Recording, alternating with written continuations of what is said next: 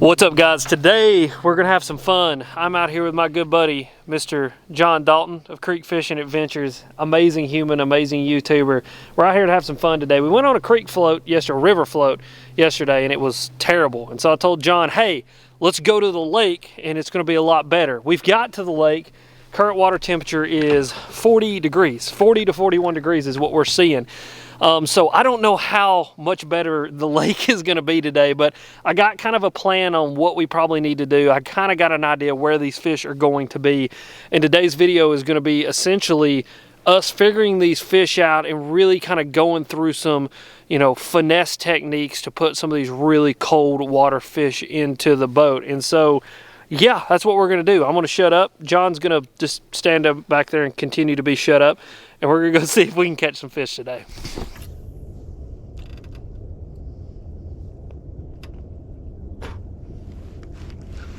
I just can't wait to, my best videos are when I'm fishing a tiny creek. There we go. Come on. You got it? Yep. Oh, yeah. Oh, he's on there. That's a decent one. Yeah. Yep. Oh, he's coming up down in there. Look at, he's a chunk.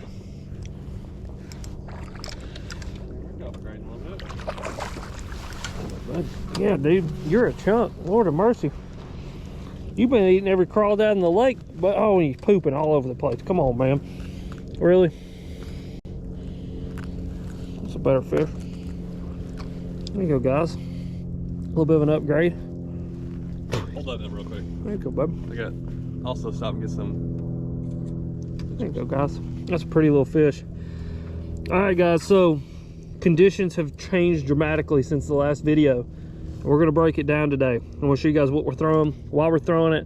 I want to talk through the idea of what happens when the temperature in the lake and the water temperature drops dramatically, and some things that you can do to get these fish to eat. But it's a good little fish. Quit pooping in my boat. Get out of here. What'd I tell you? Oh, wow. Come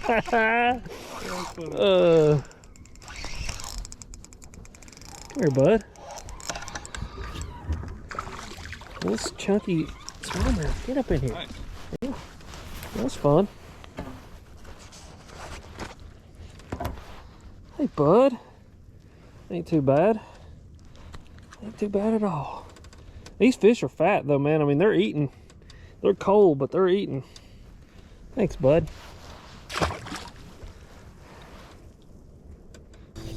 All right, guys, so like I said earlier in the video, everything has changed. We had a massive cold front move through and brought, once in a decade types of conditions here in Tennessee. Not normal for what we're used to having this time of year. We had temps down into the negatives. It brought snow, which brought a bunch of cold runoff. There are ponds and parts of lakes and the backs of pockets and creeks that are completely frozen and still frozen. And so that has affected these lakes a lot. You are dealing with today conditions that we may not see the rest of the year, but we're still out here, we're still fishing. And that's what we're going to break down today, is on these types of days, when you have these extreme conditions, water temperatures in the low 40s. Me and John have seen 39, 40, 41, 42 degree water temperatures today. How do you get these fish to eat? How do you optimize your time on the water? And that is what we're going to be talking about today, is how to optimize our time on the water and catch fish just like that, even when it's extremely cold outside and these fish aren't really acting like they want to eat anything. And so we're going to break it down today. I'm going to break down what I'm throwing, kind of my philosophy behind what I do when the temperatures get really cold like they are today, and kind of talk about what happens when the temperatures drop like this. And we're just going to break it down for you guys today, right after we get this fish back in the water. We are post front, and since it is post front, it's actually starting to warm back up quite a bit. The front's already moved through, it's brought all that cold air, and we're actually 3 or 4 days after the front, and it's looking like the temperatures are just going to keep getting warmer and warmer as the next few days have gone on. Just 3 days ago, it was literally -3 degrees outside here in East Tennessee, but today the high is going to be 53. Tomorrow it's going to be in the 60s, and by next Monday they're saying it's going to be in the 70s. And so for me and John out here on the boat, we feel great. Like it's a beautiful day. You know, the weather's beautiful. We're warm. I mean, I just got on sweatpants and my Hey Dudes, and I don't have on a tremendous amount of clothes like I have been wearing because the air temperatures are where we like them. But you got to look at the water temperature. I think way too many people fish the weather conditions and not the water conditions. And that's one thing to keep in mind this time of year. I mean, you guys can see where we're fishing at right now. We got about 43.7, so almost 44 degrees. Yep. John's got him one hooked up here. And so you have to fish for the weather conditions. John, is that a good one, buddy? Hey, solid. Yeah, get him in here, man. That's a good little largemouth. Yeah. Good work, bud. Sir. Heck yeah, man. It's the best one of the day so far. Best one of the day. Good work, buddy. Heck yeah, man. All right, guys, so like I was saying before, I was really interrupted by John's fish back there, because when I see a fish coming in the boat, my brain just like scrambles. I'm like a squirrel on crack. And so when I saw John's fish coming in the boat, I totally lost my train of thought. But what I was talking about is, you know, we've had this massive front move through here in East Tennessee. It brought negative temperatures. It brought snow. It's frozen the creeks and the tributaries and all the different things that flow into these lakes. And so the water temperature today has dropped dramatically. We're talking 10 to 15 degrees in some cases. And, you know, now what's, you know, crazy about today is it's a beautiful day though. You know, me and John are comfortable. We're, you know, the weather's beautiful, and it's everything that in our mind is perfect for being outside and being fishing, because, you know, these air temperatures are only going to keep rising. You know, we're post front by 2 or 3 days, and the air temperatures are already in the 50s, going to be in the 60s tomorrow, 70s by the weekend kind of deal. And so we're going to go from unseasonably cold weather to unseasonably warm weather, which for us is everything that we want. But you can't fish the weather conditions. You got to fish the water conditions. And, you know, today's water temperature, we're not seeing anything really above the 44 to 45 degree range, which is down, like I said, almost 10 degrees from what we were dealing with before the front moved through and before all the snow and in the historically cold weather. And so really pay attention to that. You know, understand that a fish is very dependent on the water conditions in which it lives. These fish can't regulate their own body temperature. So when the water temperature drops, they slow down. They don't want to do a whole lot. They don't want to chase things. They'll get to the point where they won't even react to baits a whole ton. And so you've got to fish those conditions. And I think that's where you're fishing and what you're fishing is going to come into play. And we're going to break that down here in just a minute. Got him? He was. I'll just check the air ratio reel.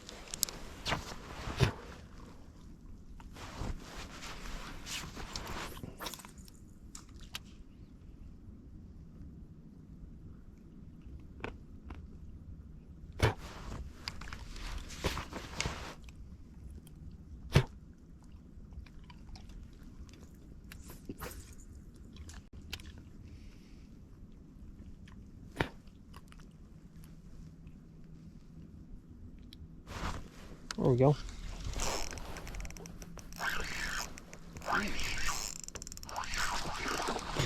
Another little chunky one. Look at them, man. I mean, they're chunks, dude. Golly, them fish are fat. Golly, look at the belly on that one. And he ain't long, but Lord have mercy. He's ate every shad down there. Stuck him good too. TDC, baby, top dead center. That fish wasn't going anywhere. There we go. Thank you, buddy. You ain't big, but you're fat. I want to catch one of your sisters that's about 20 inches long, because if I catch one built like that about 20 inches long, we're gonna have something to talk about.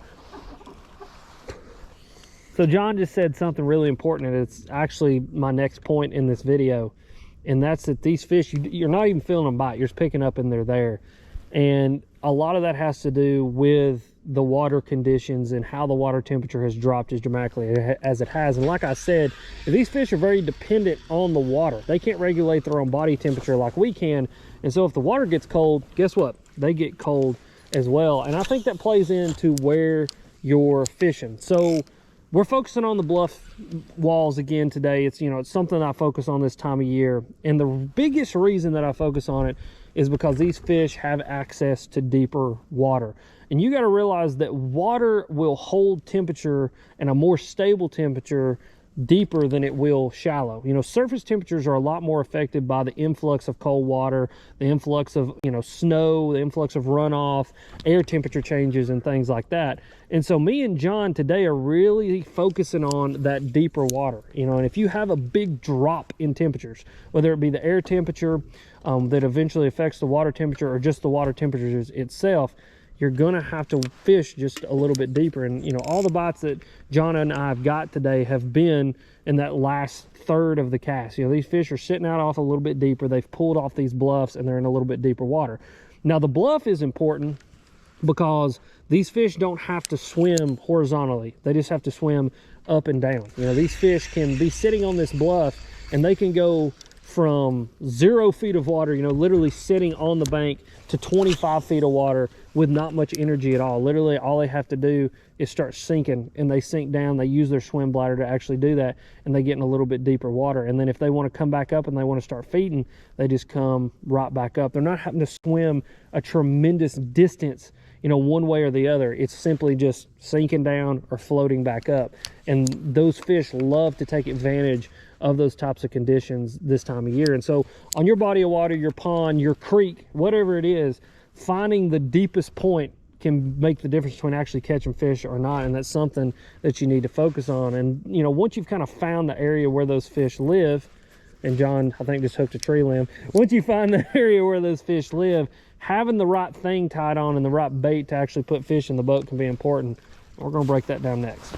A little bait or something. It's mine, whatever it is. Is that a whopper plopper? No, dude, I think that's a 75 size whopper plopper. Yeah, that's a 75 size whopper plopper. Heck yeah! Dude, I've had so much luck on this lake this year. I found a jackhammer hanging in the tree. There's a jig on your left. What? Right to your left. Oh yeah, there's a little crappie jig. Come here, you. Right there. There's a crappie jig. I've had so much luck on this lake, I'm telling you. I mean, it's like people just hang them there for me to grab. What the heck? That's a river to sea whopper plopper. Yeah. Heck yeah, guys. So far on this lake this year, I found a Berkeley crankbait, not my Berkeley crankbait, a Rapala DT6 in an old classic colors you can't find anymore, a jackhammer, a crappie jig, and now a pretty ate up whopper plopper. I don't know who the heck was throwing a whopper plopper this time of year. More power to them. But there you go. Heck yeah. Yeah, I try to cut down on intros like every time. Like yeah. It's shorter and shorter and shorter. And even after I record it, when I'm looking at it, I'm like, what can I cut out? Yeah. What can I get to the point, cut out, and get to action? But let people know. Little bitty. Come here, you. Step it, step it. Stop being a butt, little dude. Get here, man. Right off that wood. That's what we were just talking about. Sitting on the wood.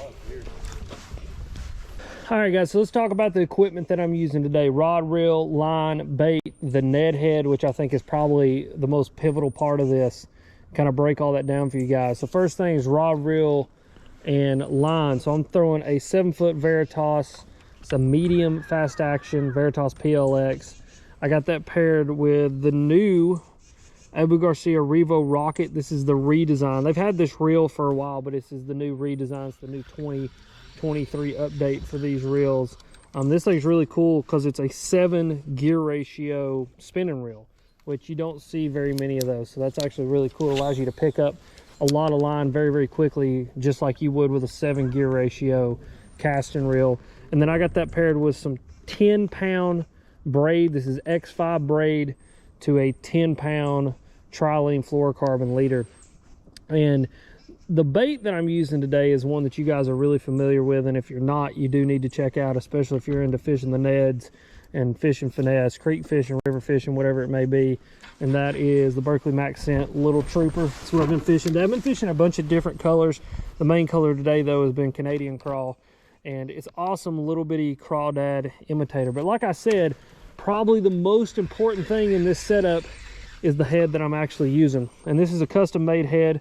This is a Do It Molds Midwest Finesse head. And what's really cool about this thing is it's completely weedless. And so it's actually takes an EWG style hook, which makes this thing a weedless Ned head, which is super important in where we're fishing today. John is fishing a very similar head.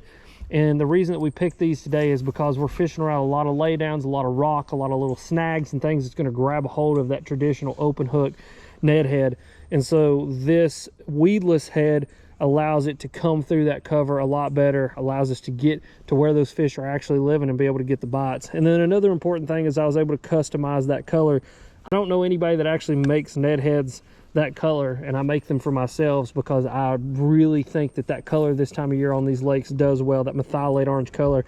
And so I was able to customize that head with that custom color, that custom hook in there, and able to make the perfect little Ned head for myself.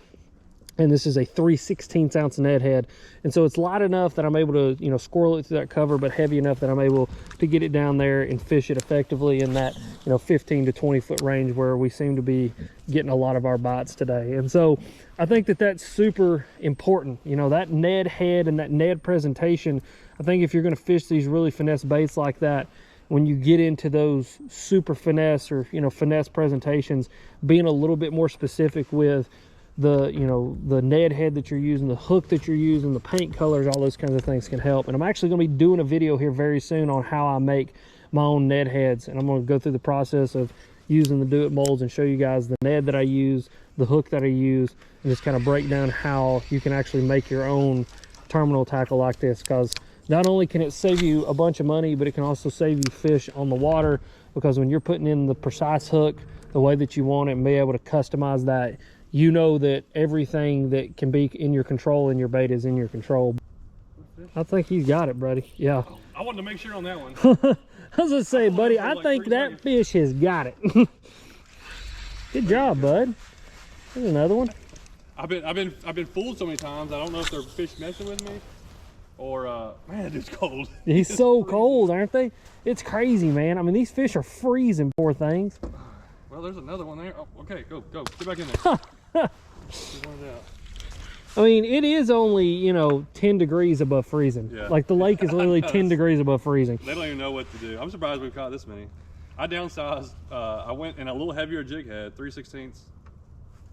3/16? Yeah, 3/16 weedless, and I cut my yum dinger down just because they're biting it so soft, and I feel like I've had 2 or 3 bites where they've barely grabbed it. So. All right, let's keep moving. Oh, wait a minute. You got him? We're fishing still. I'm wanting to move, and here he is. Look, here he comes. This guy, he wants to boat flip him to me. Boat flip him to me. Get him. Come here. There you go, guys. One John got him one more. Here you go, buddy. I think he hit that thing twice. Did he? He was like hitting it. I'm like, is that a fish? I wanted to make sure again. That's funny. I'm pulling up the trolling motor. That's funny. Well, there we go, guys. We got a few of them in here. Good job, bud. And think every time, like, well, I'm not going to cast in there. I'm going to get hung up. Yeah. If you can have a lure that you know that you can 99% of the time you're going to get it back out, then you're more willing and risking to throw it in place. There he is. Oh, that's a big one. Oh, yeah. Net for me, please.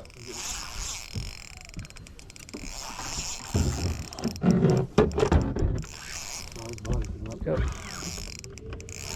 3-pounder.